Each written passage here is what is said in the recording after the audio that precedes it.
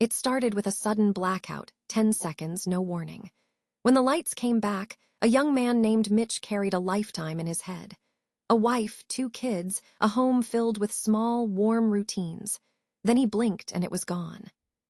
He was still in his real room, flat on the floor, heart racing. No wedding band, no toys by the couch, no soft voice from the kitchen. Only a sharp, clean silence. The kind that makes your chest feel empty. That is the hook that sent Reddit into a frenzy. A 10-second life, vivid and complete, torn away in an instant. Some readers called it a glitch in the matrix. Others said it felt like grief, the kind that hits before you know why. You could picture the mornings. The coffee that always dripped a little slow. The familiar dent in the couch, the smell of rain through a cracked window. You could feel the small hand in his, the bedtime stories, the dull ache of a long day. Every detail fit until one detail did not. The loss cut hard because it broke a rule we trust. We count on our minds to tell us what is real. If your brain can write a life in a blink, then what else is it writing right now? That question is why the post spread so fast. It felt personal, even if you did not want it to. This guide walks through the story piece by piece. How the blackout hit, what Mitch saw, how the truth came back, and what stayed with him. We will trace the clues, compare versions, and look at why this one gripped so many readers. Stay with me, and we will follow the whole path, step by step. The fateful tackle on the field. Before the mystery, there was a game. Cleats chewed the turf, helmets clicked, and the band kept the same steady beat. Mitch lined up wide, hands on his thighs, eyes on the snap. He knew his roots, knew the signals, knew the rhythm of this field. It felt routine in the best way. The air hummed with that familiar crackle, that mix of grass, sweat, and cheap popcorn. The kind of Friday energy that makes you feel taller. Mitch loved that feel, not the glory, but the clean work of it. Run, plant, turn, catch. He had done it 100 times. A normal game turns chaotic. The play called for a short cross. Simple, quick, low risk. Mitch shifted at the snap, slipping under the linebackers, eyes on the ball. The pass came flat and fast. He reached, tucked, and turned upfield. Then a shadow closed in. A defender launched, all legs and shoulder, a rocket from the blind side. The hit was clean and legal, but heavy. Mitch's feet left the ground. His helmet tilted back. His body snapped like a door blown open by wind. The crowd roared in that confused way crowds roar when they are not sure what they saw. Some stood. Some cheered at the turnover. Others went quiet. The ball popped loose and skipped into a mess of arms and elbows. The whistle shrieked. Bodies unstacked. Mitch did not get up. It looked wrong because it looked still. His arm lay crooked, not broken, just placed by gravity. The noise of the field kept moving, but he did not. Teammates circled, then backed away. A coach knelt and waved for the trainer. The stadium sound faded into a thin, hard ring. He blinked once, or maybe he did not. The lights above seemed distant, like streetlights through rain. For a split second, time went soft like a TV between channels. People spoke, but the words did not carry. The ground felt too close, then too far. Everyone expected him to shake it off. He always did. He was reliable, steady, not reckless. But something hung in the air that had not been there a second before. A tremor of wrongness that made even the loud kids in the student section go silent. What started as a tidy route turned into static. The game kept the clock running. The band paused mid-note. A teammate whispered his name once, then twice. Still nothing. In that hush, the field felt like a church. The hit was legal, but it was heavy enough to rattle bones. The ball came out, but all eyes snapped back to Mitch. Trainers moved fast, but the silence moved faster. No one knew it yet, but that was the moment the story changed. Not the scoreboard, not the season, but something deeper. The kind of change you cannot undo with tape and ice. Rushing to the hospital. The trainers checked his airway and neck first. They spoke in short, clipped phrases, the way people speak when they are measuring time. A coach held the team back with one arm. Another collected helmets like he was guarding a small fire. They slid a board under his spine. They strapped his shoulders and head. Mitch's eyes fluttered, then fixed on nothing. He tried to speak, but only air came out. The siren waited just beyond the gate, a red pulse against the night. The drive felt like a tunnel. Plastic ceiling lights, the rubber smell of the oxygen line, the soft click of a monitor. The medic asked him simple questions. Name, date, field, or court. He answered some, then drifted. Each pause stretched too long. Each breath sounded shallow. Everyone said concussion. It was the first, obvious word. He had taken a hit to the head. He had gone out for a moment. This looked like thousands of Friday nights. Get him out, let him rest, check the pupils, rule out a bleed. Standard stuff. But then the questions began to tangle. His pupils reacted, but slow. His reflexes were fine, then not fine. He could squeeze a hand, then forgot he was holding it. He said he was cold, then hot. He stared past the ceiling and whispered a name no one in the ambulance knew. At the hospital, the fluorescent lights felt harsh. A nurse cut his jersey clean and slid it away like a skin. Blood pressure stable. Oxygen good. No obvious fracture. No visible swelling. Still, something did not add up. The doctor asked what he remembered. Mitch looked calm, but it was the calm of someone adrift. He said softly that the lights were wrong. The lamp was wrong. The room smelled wrong. His voice carried a kind of grief that did not match the scene. That threw everyone off. Concussions come with confusion, nausea, light sensitivity. This was different. He watched the door like he expected someone else to walk through it. He swallowed hard and asked how long he had been gone. The room paused. Gone where? Doctors traded looks. The CT tech got called. The nurse checked the IV and kept a hand on his wrist. The team group chat blew up outside, full of worry and badly spelled prayers. Back in the room, the monitors beeped like metronomes. Outwardly, he was stable. Inside, there was a storm no one could measure. The early readouts gave little to hold. No skull fracture, no obvious bleed, vitals steady. The data said ordinary concussion. Mitch did not. He stared at the ceiling and breathed like a man trying to stay very quiet. He kept touching the bare skin on his ring finger, as if expecting metal that never existed. Coaches waited in the hall, helmets tucked under their arms. A teammate's mom brought water and forgot to drink it. The doctor spoke gently, but his eyes were busy, searching for a clue. What began as a routine hit had slid into a question the machines could not answer. The room felt too bright. The night felt too long. And for Mitch, those lost seconds had filled with something heavy enough to bend his voice. Inside the dream, a life that felt so real. This was not a vague blur. This was love that left fingerprints. Mitch did not wander a foggy dream. He lived inside a life that made sense, with days that stacked like bricks, each one solid and warm. The details pulled tight. The seasons turned. The heart believed. The strangest part was how normal it all felt. No magic, no special effects. Just a life that settled into him the way a favorite shirt fits your shoulders. Meeting the love of his imagined life. He met her in a place so ordinary it hides in plain sight. A grocery aisle, a stuck cart, the dumb dance of who goes first. She laughed, he stepped back, and the moment drew a clean line through his chest. Not a thunderbolt. A quiet click like a key turning. They kept bumping into each other around town. Coffee shop, post office line, a street fair with bad speakers and perfect light. Their talk started small. The weather, a new bakery, the stray cat that adopted the block. Then it stretched. Dreams, old hurts. Things you only share when time feels safe. He asked her out with a voice that tried to sound brave. She said yes like she had been waiting. They ate at a cheap diner with sticky menus and good pie. They split a slice and argued about the best song on the radio. He felt himself relax in a way he had not known he needed. Dates turned into a rhythm, movie nights, long walks, a weekend drive to nowhere in particular. He learned the curl of her hair when it rained. She learned his tells, the way his hand went to his neck when he was nervous. They gathered inside jokes fast, like shells from the same beach.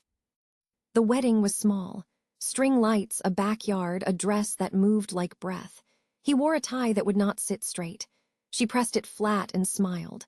A friend read a poem they picked at midnight with coffee and a pen that kept dying. When they said the vows, it did not feel like a leap.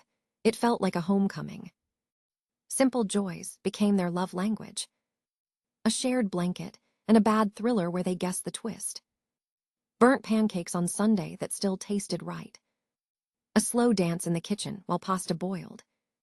Notes on the fridge with cartoons only they understood.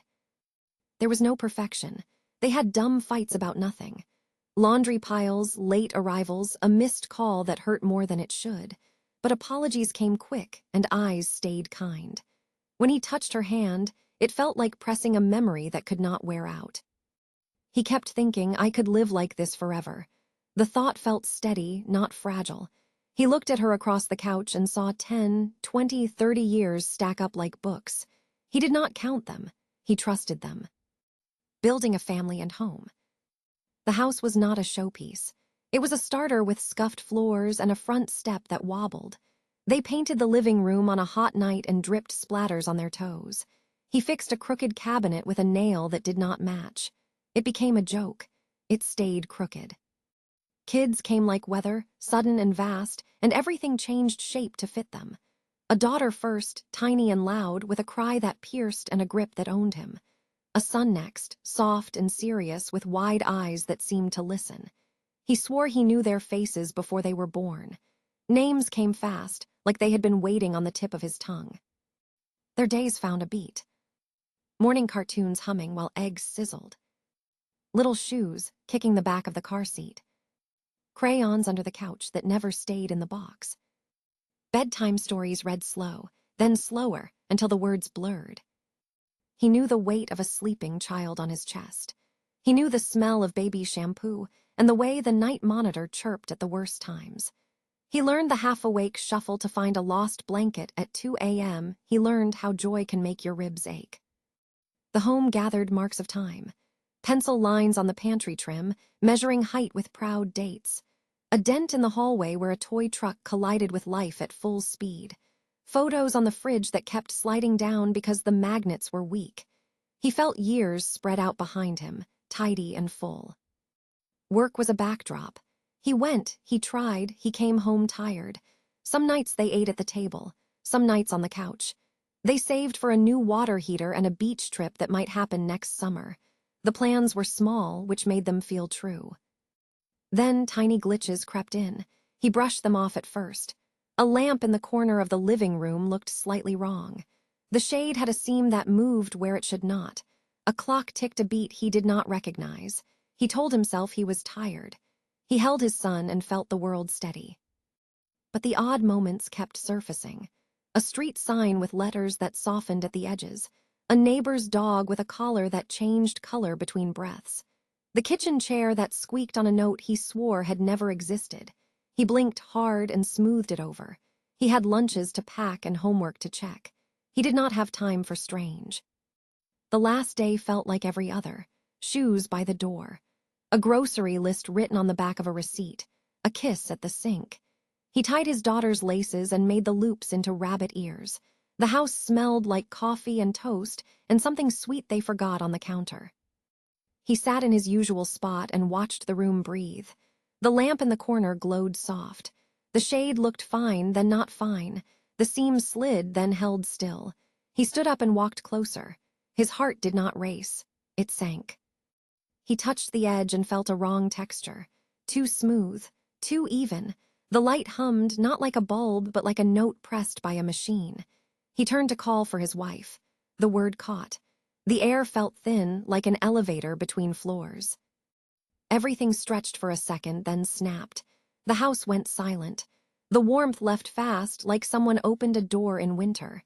He reached for the couch and found nothing. The room folded. The years folded with it. In the hospital, he opened his eyes and found a ceiling he did not know. No crayon marks, no wedding photos, no lamp, only white tiles and a steady beep. The lifetime that had held him, soft and strong, had lasted less than a breath. The grief hit like a wave with no shore. He did not wail. He did not speak. He pressed his thumb to his bare ring finger and felt the absence like heat. The life was gone, but the love stayed. It lived in muscle memory and ghost routines. It lived in the afterglow of a bedtime story that never happened. That is why this part haunts people. The dream felt earned. The love felt grounded. The home felt lived in. Then, in the space between heartbeats, it ended, and he was the only person who remembered, waking up to a shattered illusion. He opened his eyes to white light and the wrong kind of clean. No soft hum from the hallway, no coffee smell, no tiny feet thumping toward the bed. The hospital's ceiling stared back, bare and cold like it did not know his name. He blinked and waited for the room he loved to fade in. It did not. The silence answered first. His mind tried to make a bridge. It failed. The past years, the vows, the birthday candles, all lined up inside him like a movie still stuck on pause. He reached for a ring that was not there. His hand felt naked. The air felt thin. He swallowed, hard, and grief caught in his throat without warning.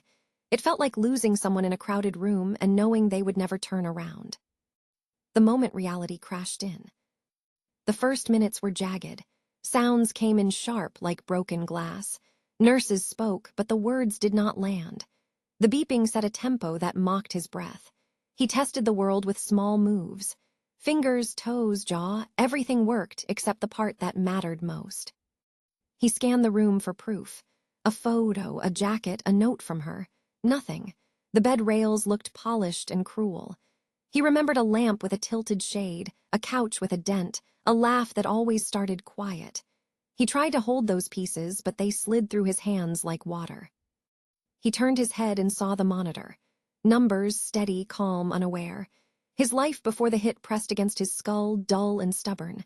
Practice, class, the field, then the tackle, then the fall, then the dream that was not a dream. He felt both timelines pull at him, hard and even. Tears did not come right away. Shock took their place. He stared at the door and waited for a woman who never existed. Each passing second scraped a layer off the truth. The world kept not changing, which hurt more than if it had. He realized the house was gone. The kids were gone. The years were gone. Only he remained, stranded on a bright island with no shore in sight. A nurse asked for his name. He gave it flat and distant. She asked the date. He answered, then hated the answer. It was too soon. It was not where he lived. He closed his eyes and saw two small hands and a kitchen light. When he opened them, he saw tile. The emptiness did not roar. It whispered. It told him that love could live inside a moment and still not be real. It told him the body can wake, while the heart stays somewhere else. Grieving ghosts that never were. He grieved like it was a death. There was no body, no service, no photos to box up. But the rituals came anyway. He said their names in his head. He replayed their mornings. He held the shape of their voices until it hurt. Every memory felt warm and wrong at the same time. Talking to family helped and also cut deep. His mom listened, hands tight in her lap. His dad nodded, slow, eyes wet. They believed him, even when they could not picture the faces he described. He told them about the backyard wedding, the crooked cabinet, the bedtime song that always fixed the day. They sat with him while he cried for people who had never breathed. He tried to set rules for survival. Speak of them out loud, so the love has somewhere to go. Write down the details, so the edges do not blur. Eat, sleep, move, even when it feels wrong. Ask for a pause when the room spins. He called a friend and told the story straight through. No jokes, no shrug. The friend said it sounded like losing a life in a fire, only the house did not burn. He agreed and felt seen for a moment. That feeling kept him from falling through the floor. Others had stories, smaller but familiar. A stranger online wrote about a whole parallel life that cracked when a lamp looked off. Another saw time freeze on a street corner, then snap back. These tales did not fix anything, but they told him he was not the only person who had watched reality slip, then lock shut. It gave his pain a crowd to stand in. Nights were the hardest. The dark offered bargains he could not keep. If he stayed very still, maybe the door would open and they would walk in. If he closed his eyes the right way, maybe the kitchen light would hum again. He learned that grief does not care if the love was born in sleep. It only cares that it was felt. Over time, he built a small raft, short walks, cold water on his face, notes on his phone with lines like "Today is real." The losses did not fade. They learned to sit quieter. He stopped arguing with them and started carrying them light as he could. Some days they weighed nothing. Some days they took his breath. He did not try to erase the family that never was. He honored them. He let them exist in the only place they could, inside the space that opened when the world went bright and empty. And in that space, he found a strange kind of strength. He was not broken. He was a witness. How Mitch shared his story on Reddit. He took the only path that felt right. He wrote it out, raw and simple, and hit post. No fanfare, no big speech, just a clear title and a story that held its own gravity. Reddit does not reward fluff. It rewards truth that feels lived in. Mitch gave it that. He picked a community that welcomes strange, personal moments. The kind where people trade stories and compare the edges. He added a brief note about the tackle and the blackout. Then he walked readers into the kitchen, the wedding, the bedtime routine. The grief came last, quiet and heavy. The ending sat there and would not move. Upvotes climbed fast. The comment count spun like a meter that had lost control. By midnight, it had a life of its own. Screenshots started to appear on Twitter, Instagram, and TikTok. YouTube narrations rolled in by morning. The story moved from post to post, crowd to crowd, like a whisper you can hear across a room. What made it spread was not the hit. It was the loss. People recognized the feeling of a life that almost was, the ache of fingerprints left by a dream. Some called it the red lamp story. Others called it the 10-second life. Everyone understood the shape of it, even if they could not explain it. The post that went viral overnight. Mitch did not chase a big stage. He started where it felt safe. A subreddit for odd life moments gave him room to breathe. He kept the tone plain and clear. He let the details do the work. The takeoff felt instant. Early readers bookmarked it, then messaged friends. Mods pinned the thread to slow the flood. A few high karma users echoed it in bigger subs with a short, urgent summary. By evening, it found new lanes. Short clips told the story in stark beats. The tackle, the house, the lamp, the snap back to the hospital, the grief for people who never lived.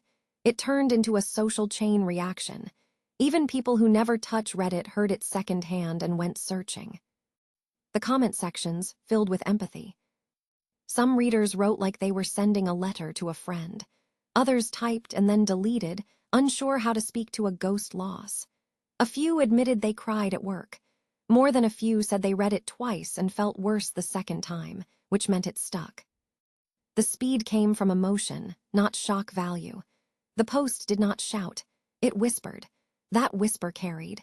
It hit the part of people that worries your mind might betray you, and the part that knows love can feel real in a place with no proof. Reactions from fellow Redditors. The top comments set the tone. People thanked him for writing with care. They told him he was not strange, just brave. They described their own cracks in reality smaller but eerily close. A dream that left the taste of a breakfast that never happened. A week-long feeling that a room was wrong by 1 inch. These replies made a quiet circle around him.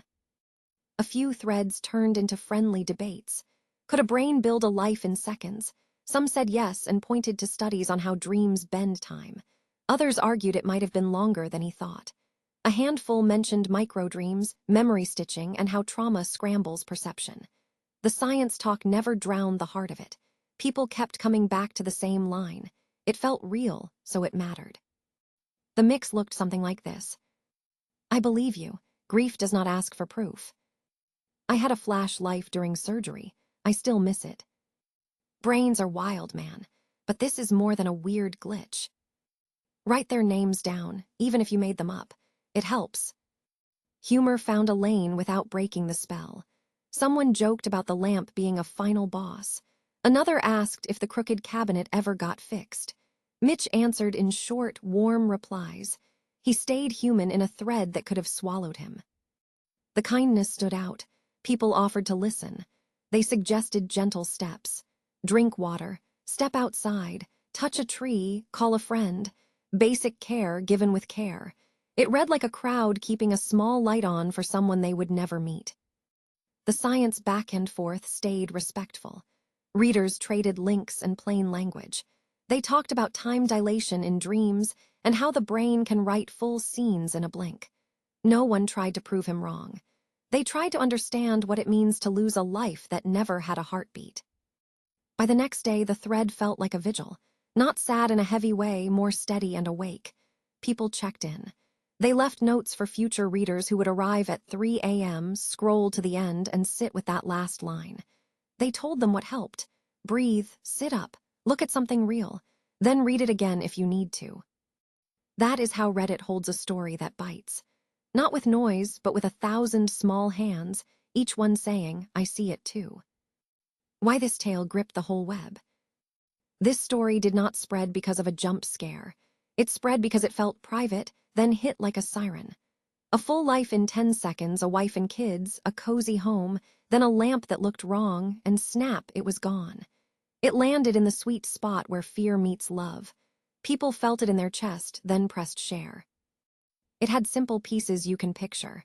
A hit on the field, a warm house, a single wrong lamp. The twist is clean. The grief is heavy. That mix pulls readers close, then will not let go. The science behind the false memory. Brains are not cameras, they are storytellers. When you take a hard hit, the brain can glitch. Think of it like a power flicker. Lights off, lights on, a moment of static in between. In that static, the brain fills blanks with its best guess. Sometimes it writes a whole scene. Sometimes it writes a whole life. Here is the simple version. The temporal lobes help with memory and time. A knock can scramble their timing. The hippocampus works like a librarian. If the shelves shake, it may file things in the wrong place. The brain is a prediction engine. If a moment breaks, it builds a smooth story so you do not feel the break. Dreams show how fast this can happen. You fall asleep, then wake up sure you lived through hours. In truth, your brain built the scenes fast in bursts. A concussion can spark that same trick while you are out. Some people call them microdreams. They feel long, but they load in a blink. Memory is also sticky. It grabs old sounds, smells, faces, then blends them. That is why the life feels real. You know that laugh, you know that couch. Your brain is borrowing parts from your past, then stitching them into a new quilt. The quilt is fake, but the fabric is real. That is why the grief cuts. Time can warp during a shock. A second stretches. The world goes quiet, then loud. While you are down, your mind may run a full movie. When you wake, that movie sits inside you like a fact. You touch your ring finger and expect a band. You do not find it, so your heart drops through the floor. The lamp is the tell. Glitches often show up as one wrong detail. A seam that slides. A sound that rings off key. Your brain catches the bug, then the whole scene cracks. Like seeing a stage light over the set, you spot the trick and the story collapses. None of this means it was fake to him. It means the brain did what it does under stress. It tried to keep the world smooth. It overshot. It built a life to fill a gap, then let it go with a tiny error. A wrong lamp can be the tug on the loose thread. Pull once and everything unravels. Echoes in pop culture and media. The internet ran with this one. Story channels voiced it with hush and pause. True horror creators framed it as a haunting that did not need a ghost. Animation clips set the lamp as a soft glow, then flicked it cold. Podcasts pressed the big question, how can love feel true if it was built in a blink? Even news sites covered the surge, pointing at how far it spread. A few beats made it perfect for clicks and shares. Simple hook, a full life in 10 seconds. One image, a lamp that looks wrong. Hard turn, wake in a hospital, ring finger bare. Soft grief, mourn a family that never lived. YouTube narrators told it straight, then let the silence sit. TikTok edits sliced it into quick parts, each one a cliff. Reddit threads linked the original post and kept it pinned. Mr. Ballin and other big voices called it one of the wildest reads online. Fans sent it back and forth like a dare. Read this and try not to feel it. It stuck because the feelings are common. Not the whole life, but the small stings. The sense that a room is off. The ache for a path you did not take. The fear that memory can lie. This story gives those fears a clean shape. You can point to it. You can say that is what it feels like. Creators love stories with a clear spine. They can retell it without breaking it. The beats survive different styles: whispered narration, animated short, podcast roundtable, even a text post with screenshots. The core stays sharp. It also feeds two crowds at once. The science crowd talks about dreams, time stretch, and brain shocks. The weird crowd tags it as a glitch, fate, or a thin spot in reality. That split keeps the comments alive. People argue, but they keep reading. The heart of the story wins both sides. He loved them. He lost them. He woke up alone. You do not need a theory to feel that. Most viral tailies fade fast. This one loops. New readers find the thread, feel the drop, then pass it on. The lamp stays bright in the mind. The house feels lived in. The loss feels fresh. That is why the web did not just click. It held its breath. Mitch's life after the viral fame. Fame arrived like a cold light, sharp and quick. One post turned him into a symbol. Strangers knew the lamp. They knew the ring finger he kept touching. They knew the house that never stood. But after the waves of shares and comments, he still had nights to face and mornings to survive. The internet moved on faster than the grief did. He did not. He built a life in small circles. A few friends, a therapist, quiet routines that gave shape to days that felt thin. He learned to live with a story that people recognized, while he kept mourning faces they would never meet. Lingering dreams and healing steps. Sleep did not give mercy. It kept sending him back to the smell of coffee and baby soap. The dreams were not full scenes now. They were flashes. A small hand slipping from his palm. A voice from the other room, soft, like a radio in another house.